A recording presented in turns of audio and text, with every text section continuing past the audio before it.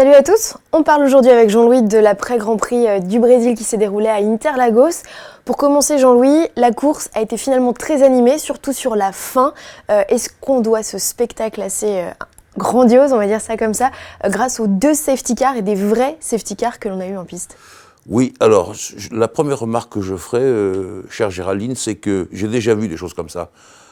On a un Grand Prix qui ronronne, parce que le Grand Prix, il a ronronné pendant à peu près 50 tours sur 71, et puis tout d'un coup, la voiture de sécurité, la vraie, et effectivement pas la voiture de sécurité virtuelle, la vraie voiture de sécurité, c'est le grain de sable qui fait que tout le monde se déchaîne. Et juste avant de parler avec vous, j'ai compté le nombre de changements de pneus. Il y en a eu 45 sur un tout petit circuit comme ça. Vous vous rendez compte ce que ça a été et ce que ça a donné. J'ai déjà vu des Grands Prix comme ça en Allemagne, en Angleterre. À chaque fois, le grain de sable fait des choses formidables. Et là, on a eu un Grand Prix absolument extraordinaire où il n'y a pas eu que ça, hein. Parce que je pense que si les marshals brésiliens avaient été un peu plus rapides, ils auraient pu pousser la voiture de Bottas. Ils ne l'ont pas fait. Donc, la grue arrive et la FIA a eu raison de déclencher la vraie voiture de sécurité. On sait très bien ce que ça coûte sinon. Et en l'occurrence, voilà, et là, à partir de là, a démarré un Grand Prix complètement dingue, en raison aussi des pneumatiques, de la piste qui chauffait et qui était différente de ce qu'on avait vu. Vous vous souvenez, dans la présentation, on avait dit, attention, il pleut vendredi, ça va brouiller les cartes. Ça les a brouillées. À propos de Pirelli, juste un petit mot. Finalement, les pneus n'ont pas été à la hauteur de ce qu'attendaient les équipes et même le pneumaticien? Eh oui, je pense que oui. Finalement, on s'est rendu compte que le pneu le plus rapide était le meilleur, le rouge. Hein. Le blanc, le dur, alors que normalement ça aurait dû fonctionner avec ça. Ça n'a pas fonctionné, puisqu'on a vu un certain nombre de pilotes qui ont changé, arrêté une nouvelle fois pour mettre des tendres, des médiums et des ultra tendres. Et donc, oui, on peut dire que ça n'a pas répondu aux attentes, pour des raisons que j'ignore, mais le circuit, il est un peu capricieux, on le sait, on l'a déjà dit. Et puis chez Pirelli, c'est toujours un peu capricieux aussi, les gommes. Alors au final, c'est Max Verstappen qui s'impose. Il devient le 3e homme fort du championnat, Jean-Louis. On peut dire que c'est un Grand Prix, une victoire largement méritée. Il a été au-dessus du lot tout le week-end. Et pendant la course, son équipe a été ultra réactive niveau stratégie. Oui, c'est vrai. Alors bon, elle a été ultra réactive, mais pour être à ce niveau-là, il faut s'appuyer sur un grand pilote. Et là, Max, il a montré ce qu'il savait faire. Pour moi, dans toutes ses attaques, il n'a cédé à aucun moment, aucun pouce de terrain. Il n'y a pas eu une faute dans les trajectoires, on l'a suivi longtemps, Verstappen. Pas une faute. Il est ce qu'il est vraiment. Quand il sort de ses caprices et de ses petites bêtises ou de ses déclarations intempestives, il est ce qu'il est, c'est-à-dire un vrai grand pilote. Et là, il l'a démontré. Il aurait pu en gagner plus des grands prix s'il avait fait vraiment attention à tout.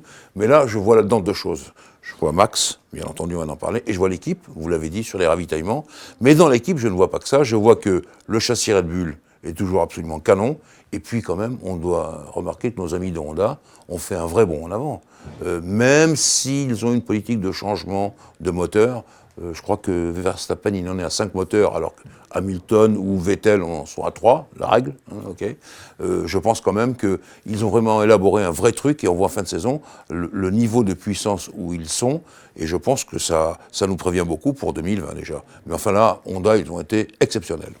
Et à propos de moteur Honda, Jean-Louis, eh bien, la 2e marche du podium est occupée par la Toro Rosso de notre jeune Pierre Gasly. C'est son premier podium pour lui. Alors, c'est le plus beau jour de sa vie, a-t-il dit au micro de Canal+. Et finalement, ça se comprend, c'est juste dingue comme...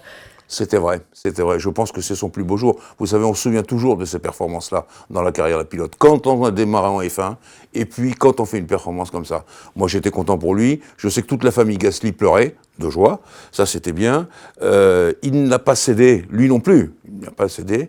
Et je pense aussi, alors, grâce à Toro Rosso, grâce à Honda une nouvelle fois, je pense aussi qu'il a livré une course vraiment formidable. Il n'a fait aucune bêtise. Et puis, il a fait, c'était pas un petit rythme un petit chemin de fer, hein. Non, il bombardait tout le temps, Pierre, et je pense qu'on a une vraie consécration, parce qu'il montre ce qu'il peut faire pour, je le répète, cette petite équipe Toro Rosso, dont la meilleure performance avant était celle de Vettel quand il a gagné à Monza, il y a je sais pas combien d'années. Et donc là, deuxième, voir les mécaniciens de Faenza là-bas en Italie, faire des bonds comme ils l'ont fait, j'étais vraiment content pour eux. Et je suis donc content pour Pierre, qui a trouvé finalement chez Toro Rosso ce qu'il n'avait pas chez Red Bull. Une voiture peut-être moins compétitive, mais une ambiance plus appropriée pour faire des résultats. Et des résultats sur un Grand Prix extrêmement parlant.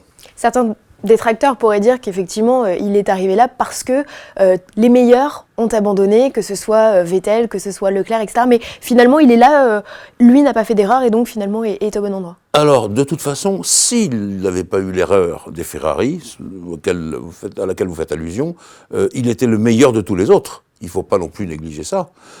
Et il l'a été devant un garçon qui est Sainz, que je critique souvent et que je trouve là a fait une course absolument formidable. Donc ça fait un podium. Enfin, c'est pas le podium puisque Hamilton a été dégagé ensuite, mais le trio a été magnifique d'un bout à l'autre. Verstappen, Gasly, Sainz, je trouvais que c'était un couronnement qui vient tard, malheureusement dans la saison, mais un couronnement qui était vraiment exceptionnel. À propos de Carlos Sainz, donc il a récupéré la 3e place à l'issue de ce Grand Prix. Jean-Louis, c'est presque triste pour lui que ça se passe comme ça. Pourquoi les commissaires ont-ils mis autant de temps à infliger cette pénalité à Hamilton? Ah, parce qu'on regarde toutes les vidéos et on a affaire à Hamilton. Mais c'était criant finalement, ouais, là. Oui, 6 fois champion du monde, qui d'ailleurs a tout de suite dit, c'est de ma faute. Il a dit, vous voyez les communiqués, vous voyez les interviews et tout ça, c'est de ma faute, ça c'est entièrement pour moi. Je ne sais pas ce qui s'est passé, enfin il le sait très bien ce qui s'est passé. Et voilà, et donc bon, Sainz savait bien qu'il aurait quand même sa 3e place. Je sais, pas de podium, pas de conférence de presse, c'est dommage, mais pour McLaren, ça a mis aussi du baume au cœur, de la même façon que Toro Rosso, Honda bien a réagi. McLaren, avec le moteur Renault, je dois le signaler. Et finalement, celui qui perd tout, c'est Albon. Il a fait une super course et puis il perd tout au dernier moment. Il aurait pu faire un super podium. On aurait pu avoir finalement un super podium Red Bull, Toro Rosso, Honda. Oui, c'était ça le vrai couronnement. Le pauvre Albon, bon, il y est pour rien dans cette affaire. Hamilton, j'ai oublié de vous dire, il a pris 2 points de pénalité sur son permis de conduire. Voilà, le pauvre Lewis. Et Albon qui ne demandait rien, le pauvre, et oui, c'est comme ça. Mais ça, c'est la course. Dans ce micmac du Grand Prix du Brésil, il fallait qu'il y ait des choses comme ça. Elles sont arrivées. Alors, avant de parler de Mercedes et de Ferrari, on va parler d'Alfa Romeo qui se retrouve en 4e et 5e position. Juste incroyable. Jean-Louis, est-ce que ça donne une petite bouffée d'air pur à l'écurie qui n'avait pas eu de points sur ses derniers Grands Prix? Oui, ça donne une bouffée d'air pur, d'autant que par 2 fois, Alfa Romeo a manqué les gros points parce qu'il y avait une toute petite virgule, 0,0, quelque chose, que les contrôleurs de la FIA ont dit non, ça marche pas, ça c'est hors classement, et 2 fois de suite, les points ont été retirés. Ils ont même été disqualifiés. Et donc je pense que c'est bien pour eux.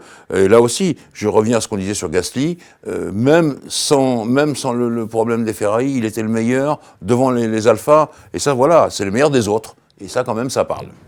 Un petit mot sur Ricciardo et sa belle performance, il est 6e. Oui, c'est pas mal aussi. Moi, je pensais qu'il allait faire beaucoup mieux. Et puis, au début de course, il est un peu bizarre, Ricciardo.